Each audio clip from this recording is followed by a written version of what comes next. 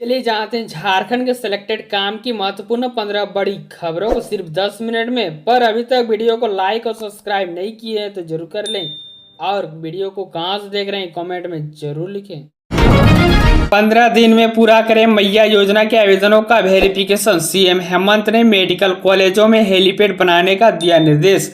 मुख्यमंत्री हेमंत सोरेन ने अधिकारियों से कहा है कि झारखंड मुख्यमंत्री मैया सम्मान योजना का वेरिफिकेशन कार्य अगले 15 दिन के अंदर पूर्ण कर लिया जाए। उन्होंने कहा है कि बैंक और मुख्यमंत्री मैया सम्मान योजना के लाभार्थियों से संयोग स्थापित कर बैंक अकाउंट आधार से लिंक करने का कार्य को शीघ्र पूरा करे। मुख्यमंत्री सभी जिला के उपायुक्तों के साथ एससी, एसटी, अल्पसंख्यक और ओबीसी स्वास्थ्य और महिला बाल विकास विभाग की ओर से संचालित योजनाओं की समीक्षा बैठक कर रहे थे।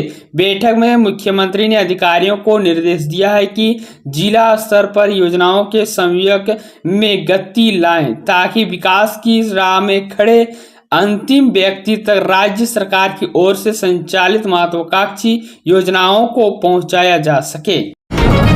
सीएम सोरेन से युवा इंडिया ट्रस्ट की टीम ने की मुलाकात। मुख्यमंत्री बोले, हर कदम पर हम देंगे साथ। मुख्यमंत्री ने फुटबॉल की ट्रेनिंग ले रही बच्चियों से सीधा संवाद किया और उसके अनुभवों को जाना। बच्चियों ने बताया कि ट्रस्ट से जुड़ने के बाद उन्हें पढ़ाई के साथ साथ खेलों में आगे बढ़ने का मौका मिल रहा है। कुछ बच्चियां देश विदेश में फुटबॉल प्रतियोगिता में भी भाग ले चुकी है। मुख्यमंत्री हेमंत सोरेन और विधायक कल्पना सोरेन से आज युवा इंडिया ट्रस्ट की टीम ने मुख्यमंत्री आवास में मुलाकात की। ट्रस्ट ने मुख्यमंत्री को बताया कि रांची के और मांझी इलाके में वे गरीब बच्चों के लिए शिक्षा, जीवन कौशल और फुटबॉल प्रशिक्षण से जुड़े कार्यक्रम चला रहे हैं। मुख्यमंत्री ने ट्रस्ट के प्रयासों की सराहना करते हुए कहा है कि सरकार राज्य की बेटियों को आगे बढ़ाने के लिए हर स्तर पर सहयोग करने का तैयार है। उन्होंने कहा है कि राज्य की बच्चियों को आगे बढ़ने के लिए हर जरूरी सुविधा और प्रोत्साहन दिया जाए। SNMMCH सुपर स्पेशलिटी अस्पताल में विशेषज्ञ डॉक्टरों की होगी नियुक्ति, हुआ इंटरव्यू। धनबाद के शहीद Nirmal Mahto medical college and hospital के समीप बने सुपर स्पेशलिटी के 10 विभागों में विशेषज्ञ डॉक्टरों की नियुक्ति होगी। इसके लिए बुधवार को साक्षात्कार लिया गया। मेडिकल कॉलेज के प्राचार्य डॉक्टर SK चौरसिया के चैम्बर में हुए साक्षात्कार में 9 विशेषज्ञ डॉक्टर शामिल हुए। यूरोलॉजी के लिए 3, प्लास्टिक सर्जरी व न्यूरो सर्जरी के 2 व गैस्ट्रोएंट्रोलॉजी व इंडोनेटिक्स के 1 डॉक्टर के इंटरव्यू लिया। 12 अप्रैल तक इन राज्यों में झमाझम बारिश, 24 घंटे में मौसम लेगा करवट, हीटवेव से मिलेगी राहत। देश में एक बार फिर से मौसम का मिजाज बदलने वाला है। उत्तर पूर्वी भारत में तेज गर्मी के बीच मौसम विभाग ने झमाझम बारिश का पूर्वानुमान जाहिर किया है। IMD ने बताया कि आने वाले 24 घंटे में कई इलाके में मौसम का मिजाज पूरी तरह से बदल जाएगा। उत्तर भारत के कई राज्यों में भी मौसम विभाग ने अगले 24 घंटे के अंदर मौसम में बदलाव का अनुमान जाहिर किया है। IMD के मुताबिक एक पश्चिमी विक्षोभ एक्टिव हुआ है। इसका असर 12 अप्रैल तक दिख सकता है। इसके कारण उत्तर भारत के कई राज्यों में झमाझम बारिश की संभावना है। झारखंड स्वास्थ्य विभाग ने अस्फी अस्पताल पर 35 लाख रुपए का जुर्माना लगाया है।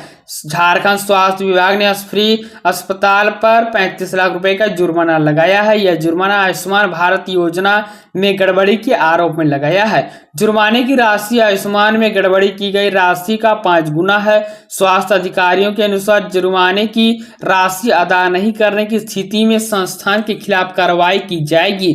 वह अस्फी प्रबंधन ने इस मामले में आयुष्मान के इंश्योरेंस एजेंसी के प्रतिनिधि पर गलत रिपोर्ट करने का आरोप लगाया है। पिछले दिनों अस्फी अस्पताल में आयुष्मान से किए गए इलाज के दौरान जांच की गई जांच में कई गड़बड़ी पाई गई है। इन्हें गड़बड़ियों के आकलन के बाद स्वास्थ्य विभाग ने अस्फी पर जुर्माना लगाया गया। झारखंड सचिवालय में 4 दिनों की छुट्टी, बैंक भी रहेंगे बंद। झारखंड सचिवालय और संलग्न कार्यालयों में आज से 4 दिनों की छुट्टी रहेगी। हालांकि 4 दिनों की छुट्टी के बीच शुक्रवार को एक दिन के लिए सचिवालय खुला रहेगा। इसके बाद लगातार 3 दिनों तक सचिवालय और संलग्न कार्यालयों में अवकाश रहेगा। महावीर जयंती के कारण राज्य सरकार ने गुरुवार को छुट्टी की घोषणा की गई है। 11 अप्रैल को एक दिन के लिए सचिवालय खुला रहेगा। इसके बाद शनिवार और रविवार को सामान्य छुट्टी के कारण सचिवालय बंद रहेगा। इसके बाद 14 अप्रैल को अंबेडकर जयंती के कारण सचिवालय में छुट्टी रहेगी।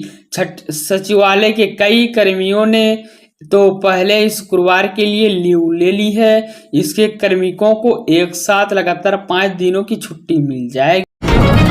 रांची के टाटीसिलवे नमक गोदाम के पास 2 युवकों का शव बरामद, पुलिस जांच में जुटी।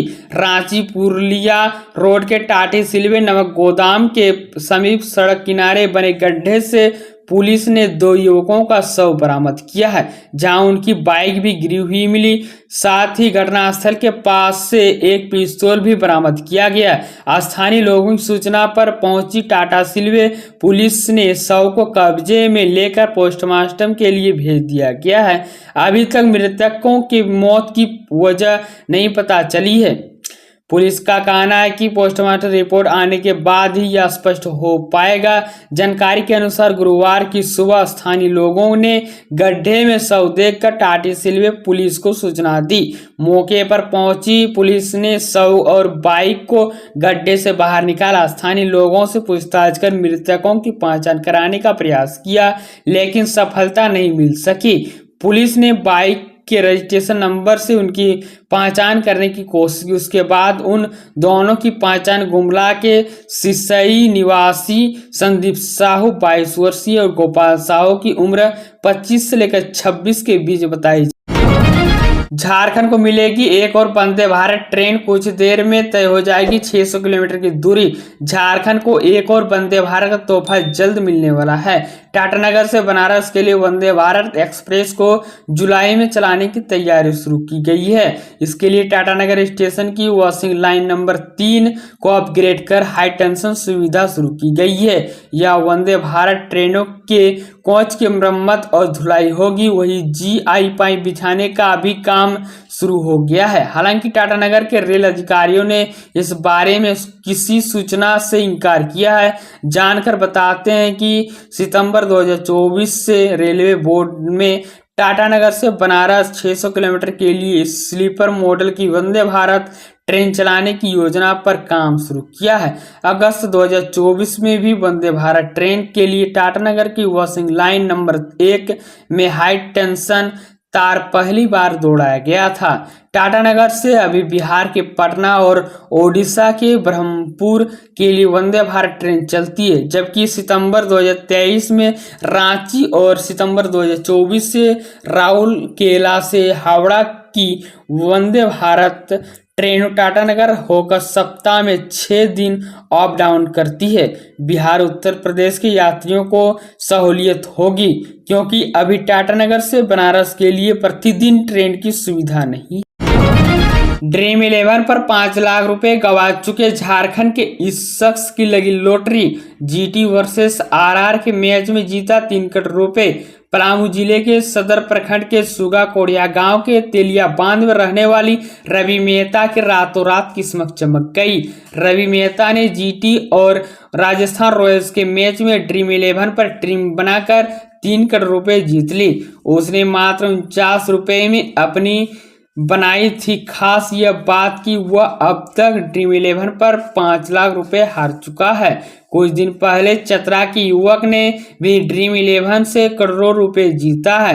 रवि मेहता एक मजदूर का बेटा है। वर्तमान में यह चियांगी रेलवे स्टेशन के बगल में एक किराना दुकान चलाता है।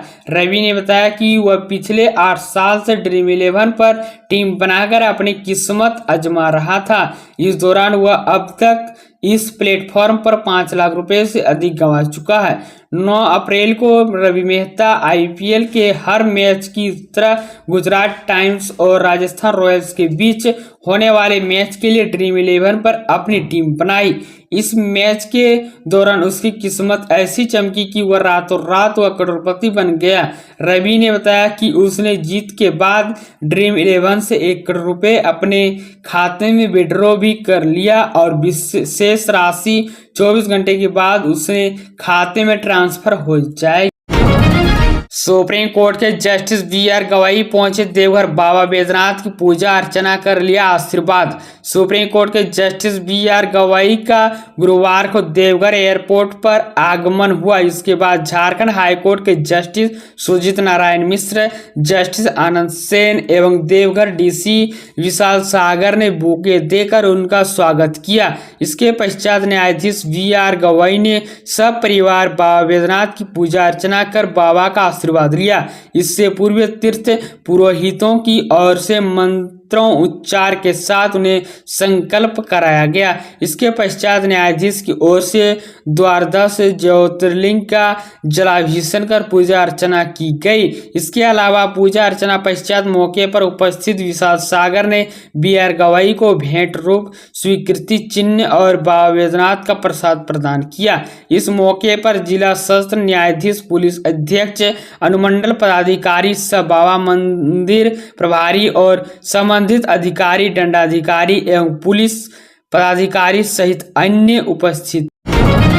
तपोवन मंदिर ट्रस्ट के अध्यक्ष ने की मुख्यमंत्री हेमंत सोरेन से मुलाकात। मुख्यमंत्री हेमंत सोरेन गुरुवार को मुख्यमंत्री आवासीय कार्यालय में राम जानकी तपोवन मंदिर ट्रस्ट के अध्यक्ष महंत ओम प्रकाश शरण एवं सदस्य प्रणय कुमार, प्रीति वर्मा, अयोध्या दास तथा श्री मिथिलेश कुमार ने भ्रष्टाचार भेंट की।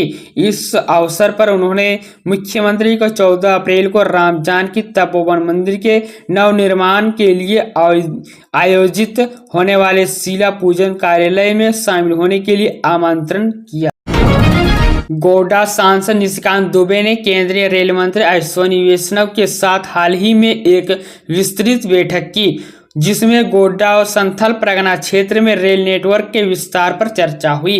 गोड्डा सांसद निशिकांत दुबे ने केंद्रीय रेल मंत्री अश्विनी वैष्णव के साथ हाल ही में एक विस्तृत बैठक की, जिसमें गोड्डा और संथाल परगना क्षेत्र में रेल नेटवर्क के विस्तार पर चर्चा हुई।